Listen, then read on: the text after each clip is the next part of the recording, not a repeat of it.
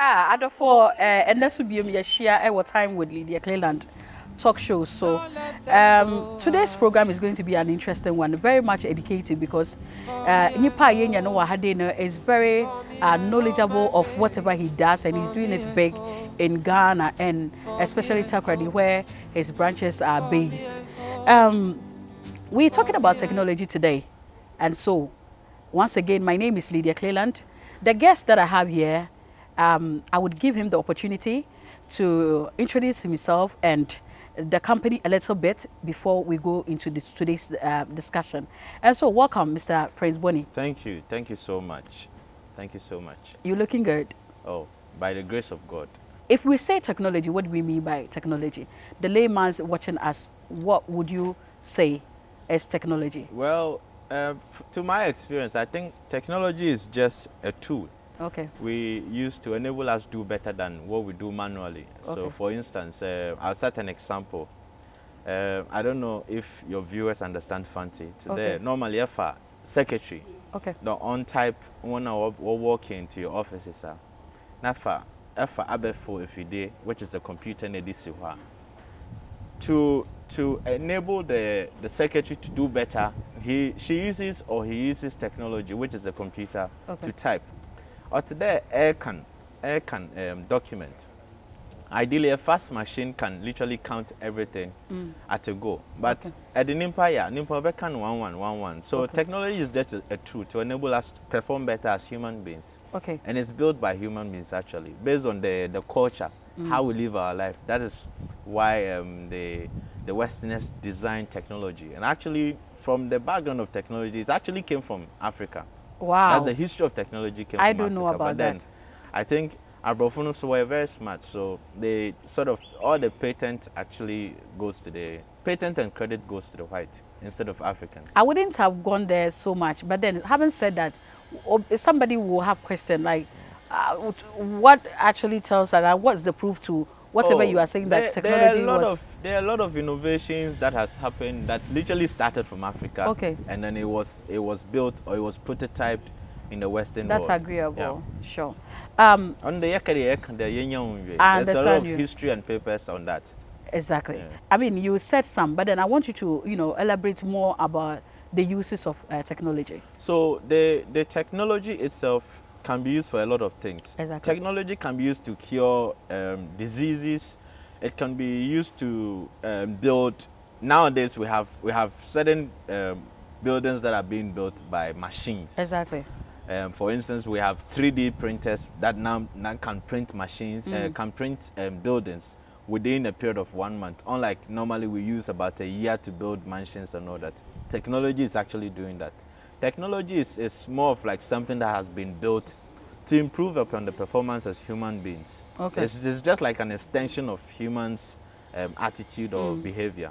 So that technology, there's a lot. For instance, we are doing a video interview now. Yeah. Because of technology, now people can also see it. Unlike before, it would just be you and I and some physical viewers. Exactly. I'm sure this will go live, and then people would see it wherever they are. They don't need to be here. Exactly. So technology is more of like one of the benefits of technology, I would say, is it cuts down costs. The cost you would have to incur to do something that is meant for public use through technology can cut down the cost of that as well. For instance, if you want to do a live program, instead of bringing people to a particular center, you can do it in your room, just video yourself and share it out there. Exactly. And that is through technology. Exactly. Yeah. Today's discussion is really not really looking at technology. We're looking at it in relation to businesses. What would you say is the impact of technology on businesses in our today's business? Well, one thing I would say is the impact of technology on business is very immense. When it comes to business performance with technology, I think it helps businesses achieve the result within a shorter period of time. For instance, if you're a business and you want to do marketing, the normal traditional way of doing marketing is just printing flyers, banners, posters, and pasting it on people's walls. Sometimes they even post it on walls that have been clearly written, post no bill there. But through technology, people are designing digital flyers and digital posters and all that, and share it on social media. And I believe that that is one of the power of technology. Through technology, people are using accounting softwares, people are balancing their account through their computers, people are doing Zoom meetings. So look at the effect of COVID-19. I know, right?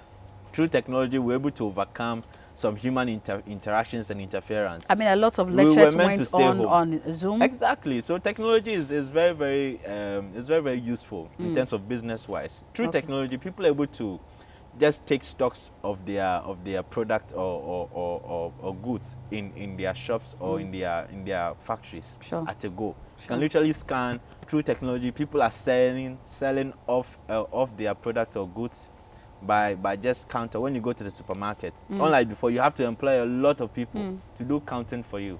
But through technology, I think you just need some small number of people with machines. They can just leverage on that and sell.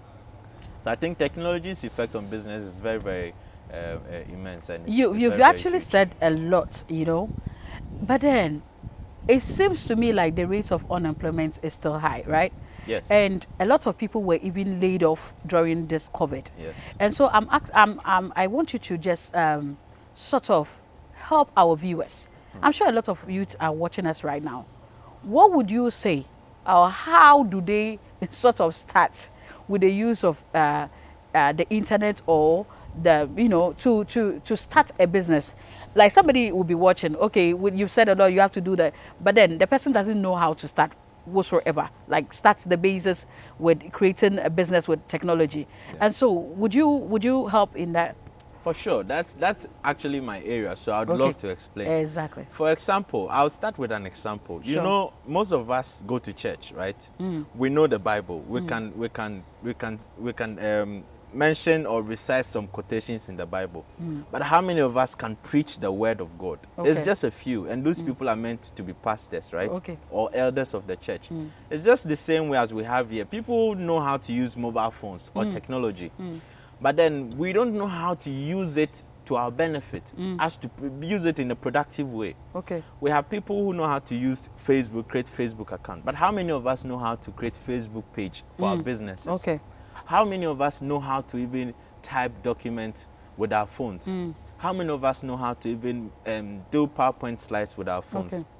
So there's a bit of mismatch between skills and you getting to know something generally. We have a lot of youth using technology in a different way that is not productive enough. We normally use it for entertainment purposes, for fun. But then if we tend to open or avail ourselves to learn how best we can use technology effectively and efficiently, I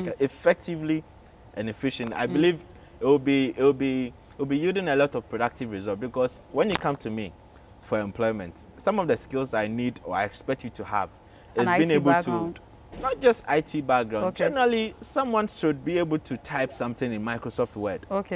Microsoft Excel. You should be able to design a PowerPoint slide.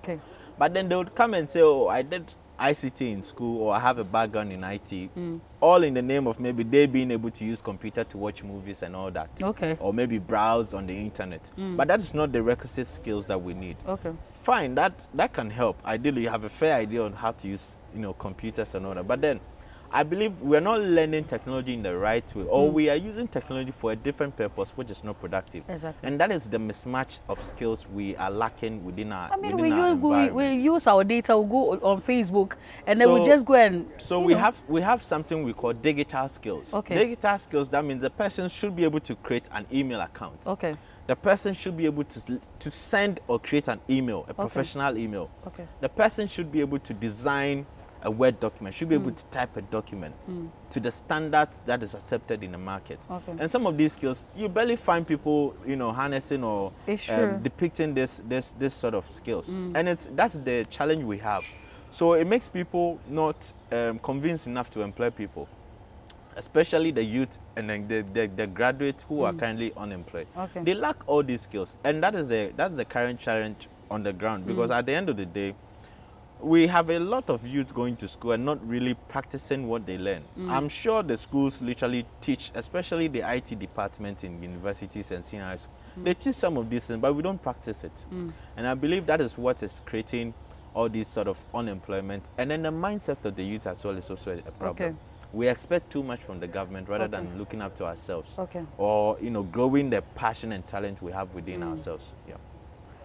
You know, you made mention of when you want to employ somebody. I know you are into tech yourself, right? Yes. I just want to know some few things that you've done with your company, ICODE company in IT. So let me explain ICODE. Okay. So ICODE is a technology and business innovation hub. Okay. So what we do is we expose the youth into finding real-world problems. Okay. Problems within their immediate environment, and then we train them on how they can solve these problems by bringing out ideas. Okay. These ideas are turned into business ideas that are literally commercialized at the end of the training. Okay. And then on the other side of technology, what we do is we also train people on mobile apps development, training people on how to harness digital skills.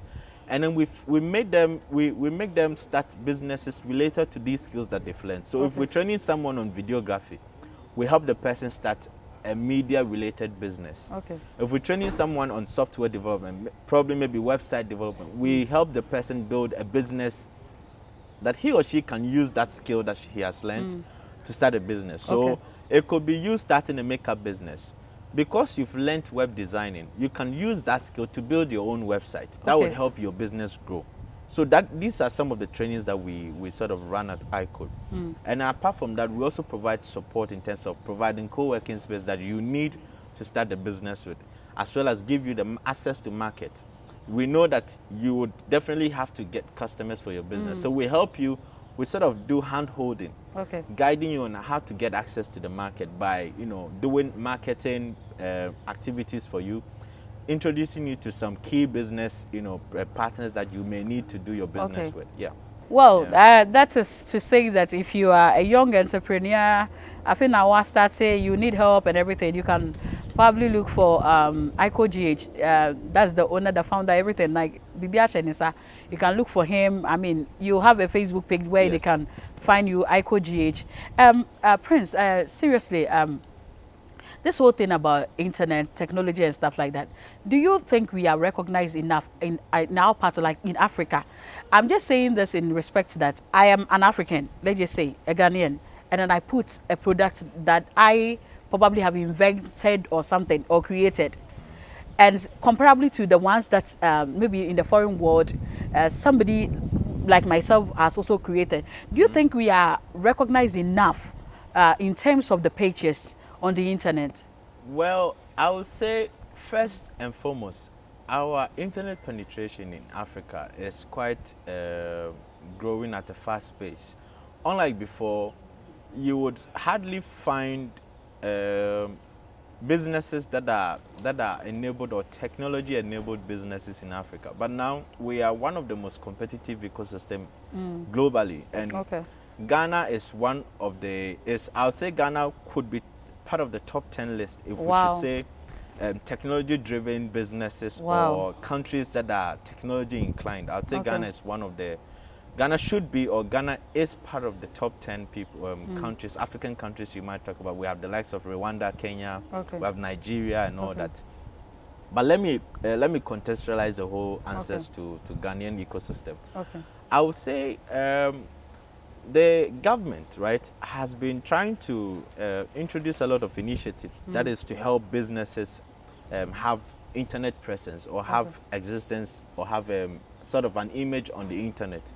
For instance, I know there's a website that is called is it the Ghana Startup Platform? That was I think an initiative from National Entrepreneurship and Innovation Program that is meant to help individual or sole proprietorship businesses or individual businesses, we call them startups, to have some sort of like a presence where they can sell their businesses or products online for other people to also have access to.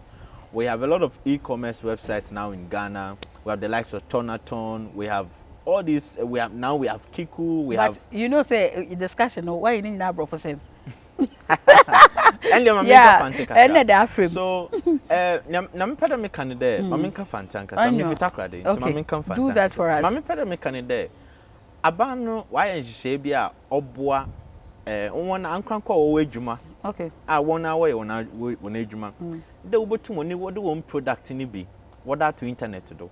Unlike before, none to them. But since here we have a lot of websites. What do one product, what to do? So, for example, Facebook, almost every business is on Facebook. You can find their location. They have their page. Google Map. Their Clayland Enterprise. It would lead me, give me directions, give me how many hours it would take me to even get to your shop. Sure. I normally do buy things online as well. Okay. And I know people who buy things online. Unlike before now, I was there to China directly. And now there to Europe. Now to plenty. But since here, it's an hard impact. But my do Accra, where delivery. Since here, delivery business is in wide marketing in here. So I would say that the internet is actually something that has helped us. And then Ghanaians actually have a leverage. Since here, Ghana Nibia, say majority of us understand the internet. And then we are now trying to adapt actively and effectively on the use of internet.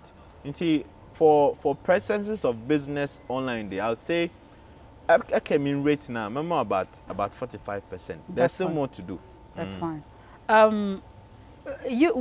Where we are right now is like we are just looking at the good side of the use of internet.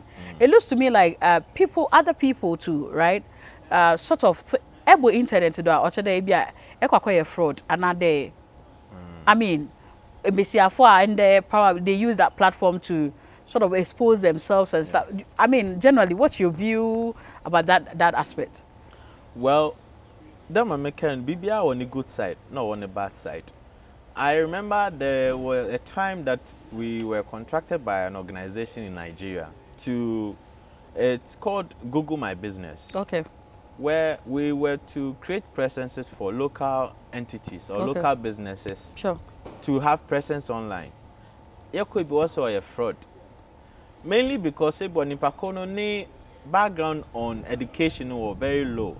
Until onim computer man onim abefu fidie na wabontiase but don't our phone maybe our USSD phone what kind of feature phone on uses smartphone in the mean of no one should ante technology I say but then we have a lot of people also using internet in a bad way and that is also creating the effect of people being a bit more retarded towards the use of internet. Definitely, we know the internet is a very bad environment. At the same time, it's also a very good environment for businesses and people who use it productively.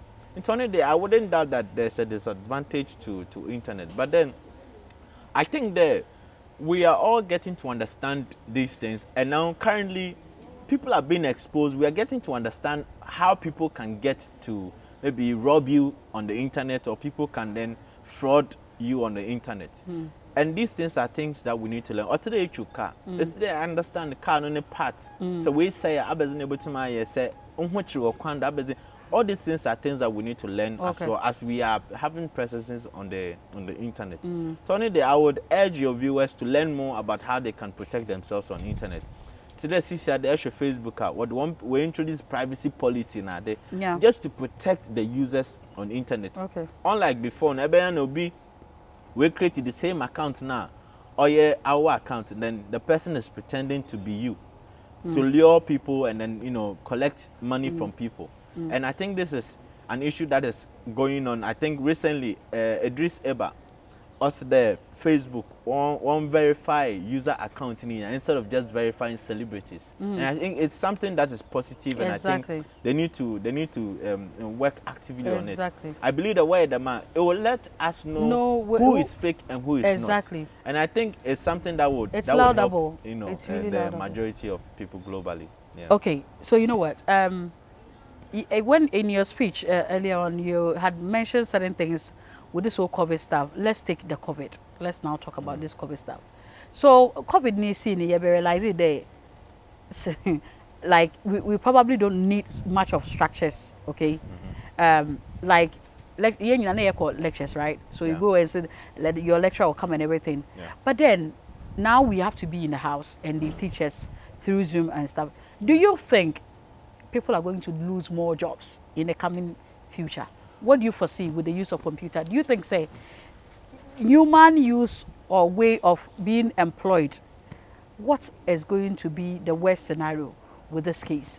Well, I wouldn't say that technology is going to let people lose their jobs. Okay. Rather, it's going to create more different job roles and different job opportunities for people. Okay. But then what we need to learn as human beings is to adapt to current situations Exactly. or current demands of the market. Now, a lot of job demands that you have requisite skills in ICT or technology. You have experience in using some systems that have been designed and all that. And this is something that we need to adapt. But the majority of the workforce as well, now globally, are the aged. So now it is up to the youth to also learn more so that they can meet the demand there. So currently, the only people who will be affected is the aged, because these people are literally going on retirement and they wouldn't have enough time to adapt to technology, whether you like it or not. It will only be about 50 or 45% of people that will be able to adapt to the use of technology. In Tebesha, most people or long-term serving staff of companies are now being put into trainings to learn technologies that have been introduced in the company, and these things take time. But then that is why there's a lot of also training programs that is exposing a lot of youth, especially graduate students and then unemployed, universities, people within the age of 18. Okay. And then currently there's a growing trend of skills or new job roles that are being introduced into the market. Okay. And these job roles will be fitting the current curriculums that have been introduced in our schools as well. So I wouldn't say that it is going to affect us that much. Rather, it's going to create new opportunities. They are definitely technology-driven startups that are being introduced each and every day. People are starting businesses that are powered by technology. People are starting businesses that are, run by tech and all that. And these people require people with the requisite background in ICT. So I don't think it's going to be a problem.